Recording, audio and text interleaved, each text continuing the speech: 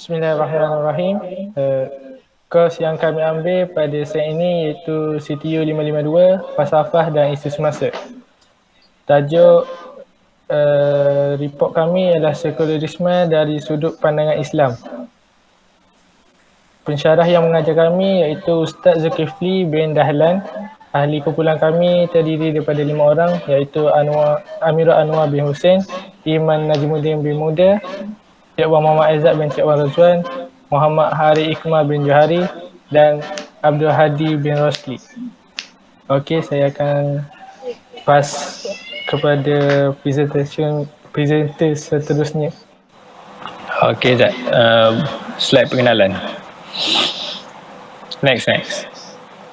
Okey, untuk pengenalan, perkembangan zaman pada masa kini yang semakin moden dan jauh dari zaman baginda Rasulullah sallallahu alaihi wasallam telah menyebabkan umat manusia menjadi semakin jauh daripada dua asas teras dalam Islam, yakni Al-Quran dan As-Sunnah.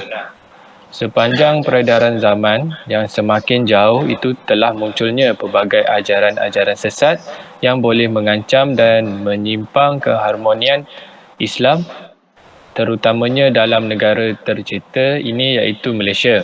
Okey, sebagai contoh, fahaman sekularisme, liberalisme, materialistik dan feminisme. Okey, next slide.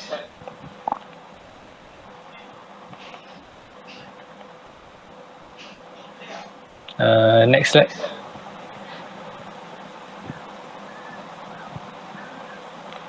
Okey, untuk definisi sekularisme. Secara dasarnya, sekularisme berasal daripada perkataan sekulum yang membawa maksud memiliki waktu tertentu atau tempat tertentu.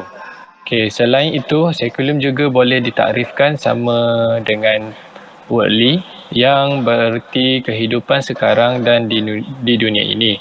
Berdasarkan Kamus Dewan edisi keempat, sekularisme bermaksud doktrin ataupun pendirian yang menolak nilai-nilai keagamaan dalam kehidupan sosial manusia. Okay, next slide. Okey, sejarah sekularisme. Sekularisme mula muncul pada sekitar pertengahan Masihi di Eropah dan Itali dan merupakan waktu yang melonjakkan perkembangan tamadun Eropah dalam pelbagai ciri.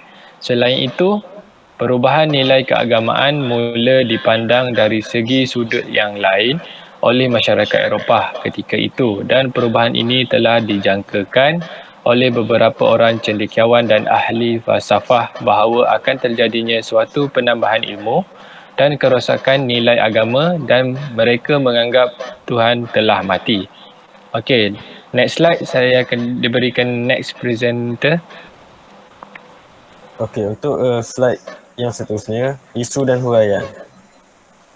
Yang pertama, faktor kemunculan fahaman sekularisme. Faktor kemunculan yang pertama ialah di Barat, apabila pergolakan institusi gereja Kristian di Barat yang menyebabkan perpecahan dalam agama Kristian. Faktor yang seterusnya, penyelewengan dalam golongan pihak gereja yang menyebabkan kemerosotan kehormatan masyarakat terhadap pihak gereja. Seterusnya, perkembangan ilmu sains serta falsafah moden yang melahirkan ramai tokoh yang berkebolehan mengeluarkan teori-teori baharu yang lebih logikal dan telah menyebabkan perpecahan dalam agama Kristian. Yang seterusnya, perkembangan ilmu falsafah moden mendorong masyarakat untuk lebih cenderung ke arah kebebasan pendiri. Kekongan gereja yang menyekat penggunaan akal dan hati manusia merupakan faktornya juga. Okay, untuk seterusnya, slide seterusnya, ciri-ciri dan ajaran sekularisme. Dr. Daniel Zainal Abidin pernah berkata, sekularisme sebagai aliran yang ingin memperbaiki kehidupan dengan cara material. Hal keduniaannya bebas daripada ajaran wahyu, bersifat bebas, hasil dari pemikiran dan pengalaman tanpa hubung kait dengan Tuhan. Ciri-ciri yang seterusnya, tidak mempunyai teras yang boleh berubah-ubah dan mengikut matlamat yang tidak jelas serta tidak adil. Ciri-ciri yang terakhir, tidak mutlak dan mengikut kepentingan diri sendiri. Okey, next slide.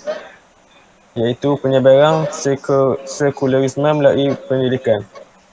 Penyekatan pengajian agama Islam secara material dan moral. Dari segi material, institusi pendidikan bagi pengajian agama Islam kurang diberi bantuan dan sokongan dari segi material. Moral, memperlekehkan dan mengatakan bahawa guru-guru agama tidak mempunyai masa depan dan peluang pekerjaan yang luas. Diterapkan dalam pemikiran rakyat oleh penjajah barat bahawa golongan daripada lepasan bidang keagamaan tidak mempunyai banyak peluang pekerjaan. Slide seterusnya. Penyebaran sekularisme melalui media massa. Televisyen, radio, wayang gambar, teater, akhbar, majalah dan lain-lain media massa tidak banyak membantu perkembangan nilai murni, sekaligus tidak membantu perkembangan minda dan pengamalan dengan akhlak Islam. Siaran televisyen lebih mementingkan hiburan seperti nyanyian berbanding siaran dakwah dan keagamaan. Rancangan televisyen yang menyiarkan gambar separuh bogel banyak disiarkan untuk mengutuhkan akhlak manusia. Dan slide seterusnya. Penyebaran sekularisme melalui undang-undang. Pemegang ajaran sekularisme menjadi pemimpin dan mula berusaha untuk menjatuhkan dan menghapuskan undang-undang Islam dalam sesebuah negara, terutamanya di Malaysia. Menjadikan undang-undang British Barat sebagai panduan di setiap perkara dalam negara. Slide yang terakhir. Kesan-kesan terhadap masyarakat Islam. Yang pertama, kuasa politik semakin tidak demokratik. Yang kedua, akta undang-undang drakonian. Yang ketiga, mewujudkan kepimpinan dan pemimpin yang lemah. Pendidikan sekular diperkemas dan diperkukuhkan. Budaya barat yang berleluasa, melemahkan keimanan dan menggoyangkan akidah serta keyakinan terhadap kekuasaan Allah. Perubahan perwatakan individu dari segi berfikir, bertindak, gaya hidup. Itu saja daripada saya, dan untuk slide seterusnya saya akan serahkan kepada next presenter. Seterusnya, kita akan membincangkan cadangan dan langkah-langkah untuk mengatasi fahaman sekularisme ini di pandangan Islam di Malaysia ini. Okey, slide seterusnya. Okey, antara langkah yang perlu dilakukan dalam menyelesaikan fahaman sekular ini adalah para ilmuwan Islam hendaklah mengadakan kelas-kelas pengajian agama Islam dan berusaha memberi gambaran sebenar kepada umat Islam dalam pelbagai cara seperti penulisan ilmiah, ceramah, katalog dan sebagainya tentang bahayanya sekularisme ini dan mengajar mereka agar dapat menguasai segala ilmu dan prinsip-prinsip Islam supaya mereka tidak terjerumus dengan perkara-perkara yang bertentangan dengan kehendak Islam.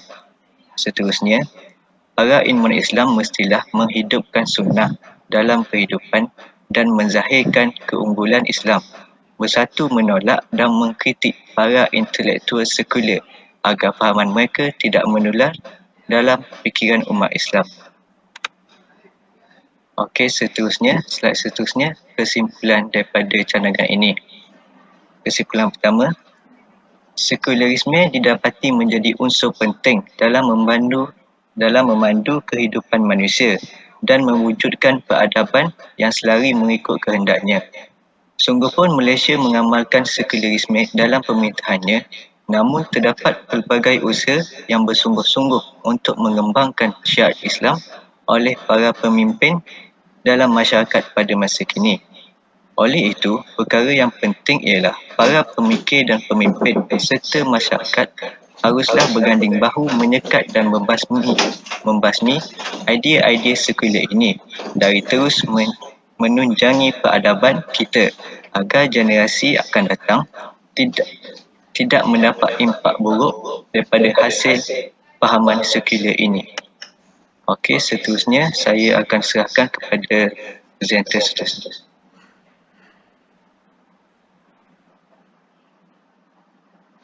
Assalamualaikum warahmatullahi wabarakatuh. So, kita akan ke analisa dan perbincangan.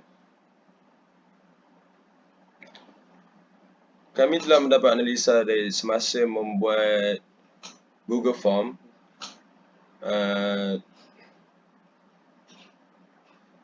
Hasil tinjauan yang telah dilakukan, seramai 75 orang telah menjawab yang terdiri daripada lelaki dan wanita. Sebanyak 33.3% merupakan wanita, manakala 66.7% merupakan lelaki.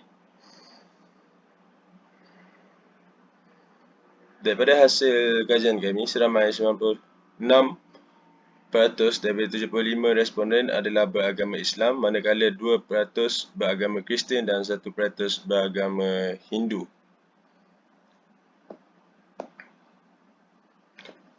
Bagi soalan yang ketiga yang telah kami tanyakan, adakah anda tahu atau pernah dengar tentang sekularisme?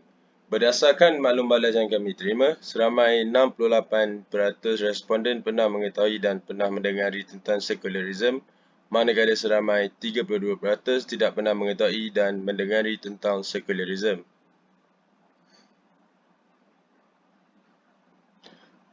Semasa ditanya tentang adakah anda faham sekularisme ini penting bagi membangunkan sesebuah negara, kami dapat daripada soalan itu, hanya 44% daripada responden merasai bahawa fahaman sekularisme ini penting bagi membangunkan sebuah negara, manakala 56% percaya bahawa fahaman sekularisme ini tidak penting bagi membangunkan sesebuah negara. Slide seterusnya. Okey. Bagi soalan, adakah anda setuju bahawa fahaman sekularisme boleh menjejaskan akidah seseorang? Bagi soalan itu, 85.3% menjawab ya dan 14.7% menjawab tidak. Untuk soalan seterusnya, bagi mengetahui adakah responden mengetahui tentang sekularisme, seramai 88% telah menjawab setuju bahawa fahaman sekularisme akan menimbulkan banyak kesan negatif berbanding kesan positif di kalangan masyarakat, manakala 12% daripada responden tidak setuju dengan kenyataan berikut. Slide seterusnya.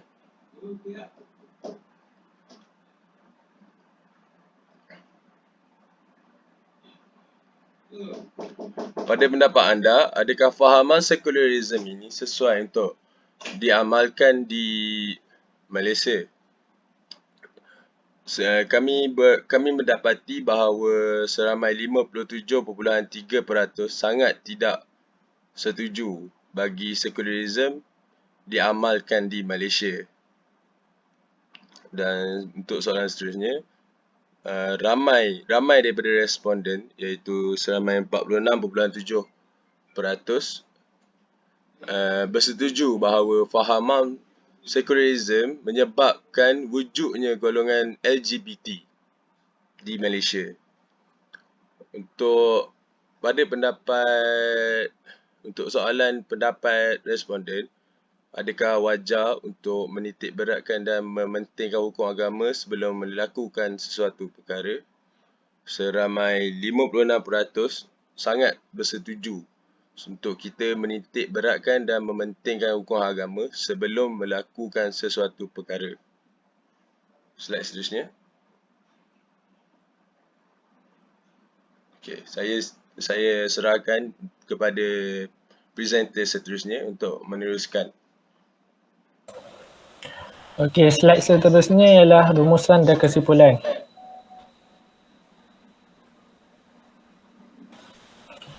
Apa yang kami dapat daripada rumusan dan kesimpulan itu, fahaman sekularisme ini bukanlah benda baru di negara kita.